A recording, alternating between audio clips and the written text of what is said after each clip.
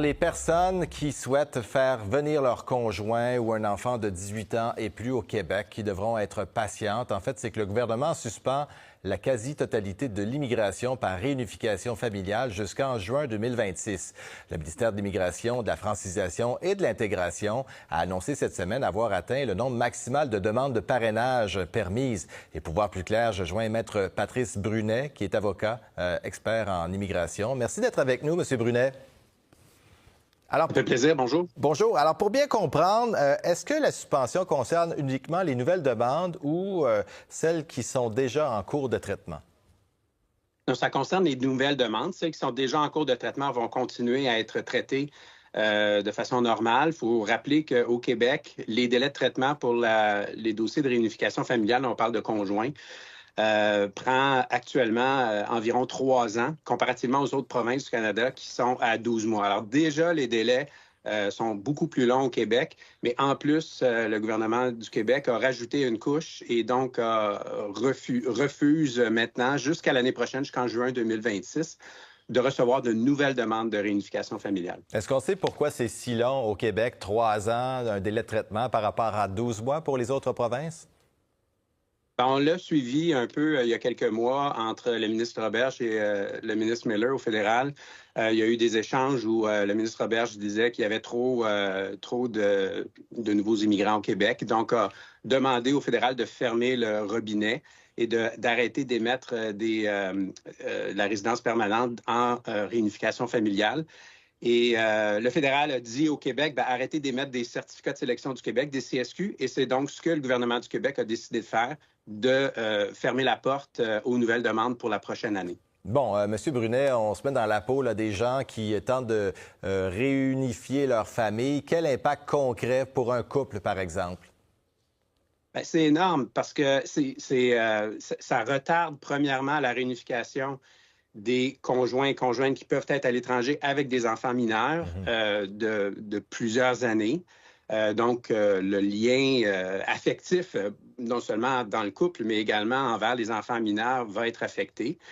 Ça pousse également, parmi mes clients, je peux vous dire que j'ai un devoir de conseil et quand des clients veulent s'engager dans des procédures de parrainage, j'ai un devoir de conseil de leur présenter les options de s'installer ailleurs qu'au Québec. Donc, on parle de résidents québécois où je peux leur donner un conseil de s'installer en Ontario ou ailleurs en leur expliquant que ça va prendre 12 mois pour que leur conjoint puisse avoir la résidence permanente. L'autre impact du retard de l'obtention de la résidence permanente, ça peut être de partir une famille ou de continuer sa famille, d'avoir une famille parce qu'on veut avoir quand même une certitude sur le statut de son conjoint. Ça peut également avoir un impact économique, le retard de l'achat d'une maison, parce qu'un résident permanent ne se qualifie pas de la même manière auprès des banques pour une hypothèque que quelqu'un avec un statut temporaire. Bon, est-ce qu'il y a une distinction à faire lorsqu'on souhaite parrainer un proche comme sa mère ou son père qui vit à l'étranger? Oui, c'est une très, très bonne question. En fait, le programme de réunification familiale a été modifié il y a quelques années pour les parents et les grands-parents. Et ça a été géré principalement par le fédéral et c'est beaucoup plus difficile. C'est même actuellement, il n'y a pas de porte ouverte pour pouvoir parrainer ses parents ou ses grands-parents. Mais on peut tout de suite comprendre que l'impact de la réunification familiale des parents ou des grands-parents est significativement différent de la possibilité de pouvoir parrainer son conjoint ou sa conjointe. Ici, on parle vraiment de l'unité familiale étroite, alors que les parents et les grands-parents, c'est plus élargi.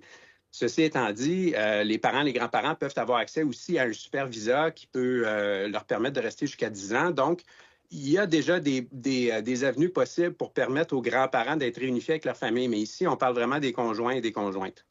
Le Québec a maintenant fixé son quota de demande à 10 400 dossiers par année dans le but de ramener les délais à un niveau plus raisonnable. Est-ce que c'est une solution qui est viable, selon vous? Non, ce n'est pas viable et j'aimerais beaucoup entendre le gouvernement s'exprimer sur la mécanique de la réouverture des bassins l'année prochaine parce que actuellement, selon les chiffres du gouvernement, il y a 30 000 dossiers de réunification familiale qui sont dans l'inventaire en attente actuellement au Québec. Donc ça, si on prend les chiffres de 10 400 par année, on maintient un délai de 3 ans de traitement.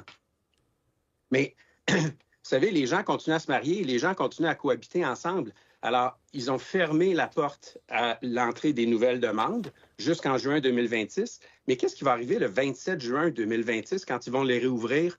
Moi, je vous prédis tout de suite que les systèmes informatiques vont planter et ou les bassins vont être remplis en dedans de quelques heures parce que les couples voudront produire leurs demandes les premiers en ligne.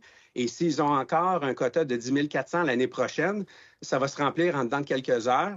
Et puis après, ben, on attend à l'année prochaine. Alors, c'est historique, hein? Je veux bien le souligner, c'est historique. Au Canada, il n'y a jamais eu de quota ou de fermeture de bassin en termes de réunification familiale pour les conjoints et conjointes. Ça ne s'est jamais vu dans l'histoire du Canada. Donc, ce qu'on comprend, c'est que c'est la façon de faire, d'étudier des dossiers. C'est très, très long au Québec par rapport au reste du Canada. Qu'est-ce qu'on pourrait faire, selon vous, pour accélérer les choses ou modifier le processus? Bien, écoutez, la réunification familiale, c'est au centre de nos valeurs sociales. On veut que les gens puissent, puis peu importe leur nationalité, on veut qu'ils puissent avoir un statut puis vivre leur vie. Là, on n'est pas en immigration économique où on a le droit effectivement de mettre des quotas puis de mettre des limites à notre immigration. Ici, on est dans une situation où les gens n'ont pas choisi la nationalité de leur conjoint.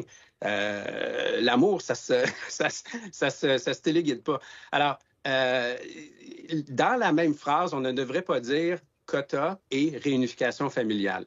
La réunification familiale, lorsqu'elle existe et que, évidemment, le mariage est authentique, on doit faciliter, le gouvernement a une tâche, une obligation de faciliter l'émission des documents appropriés pour permettre à la famille de construire sa vie au Canada, au Québec. Point à la ligne. Donc, c'est la seule solution qui est possible. Ce n'est pas d'augmenter à 15 000 ou à 20 000. La réunification familiale, c'est la base de notre société. Moi, je suis un descendant d'immigrants il y a plusieurs siècles et on est tous des descendants d'immigrants et puis on doit faciliter l'obtention des documents de résidence permanente quand la relation est authentique, point final. Eh bien, voilà, le message est clair, il est passé. Patrice Brunet, je rappelle que vous êtes avocat en droit de l'immigration. Merci beaucoup de nous avoir parlé ce matin. Avec plaisir, bonne journée.